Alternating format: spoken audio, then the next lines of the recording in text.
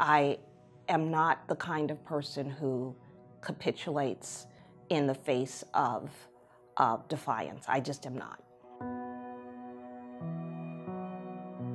My default is always reasonableness. My default is always to find a solution that feels like a win-win. But if you don't want to do that with me, I will fight you to the ends of the earth.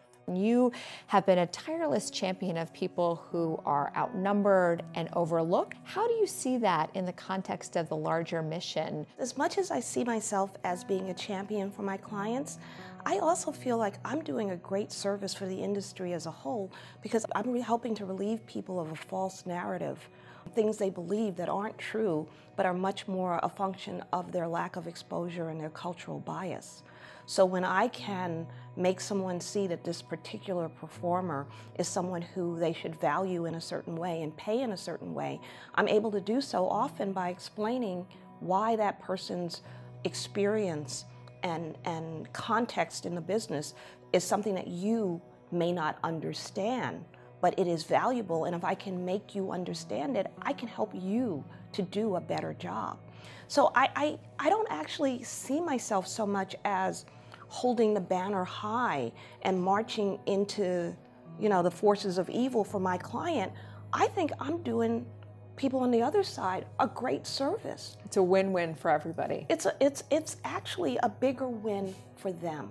Why do you think that idea of advancing people was something so, innately connected? Why did you gravitate toward that? I think it was very, very difficult to grow up in the heyday of the civil rights movement and not feel, first of all, a great debt to all of the people who are risking their lives to advance your civil liberties, but also to feel that you were living in a time of great momentum, and that the things that you could achieve only through the great sacrifice of others. To be who I was and to grow up in the time that I grew up and to not feel that you owed a debt to society was to be an anomaly.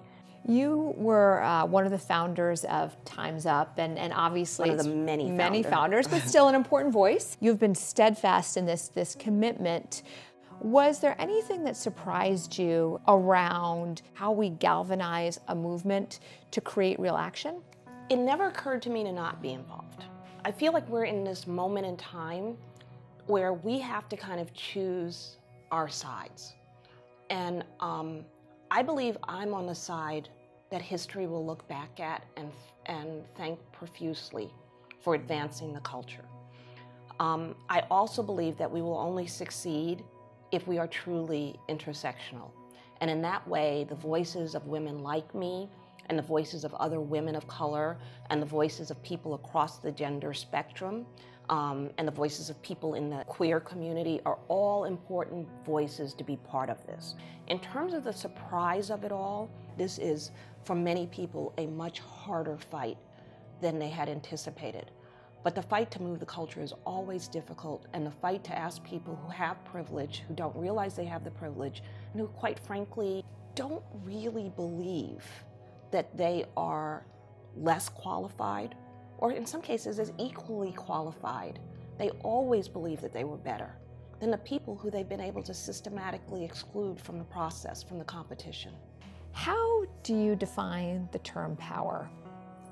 I don't think I define it in a typical patriarchal way, in that, kind of master of the universe. For me, power is much more about this inherent feeling that you are worthy and entitled to the things that your work and efforts bring to you.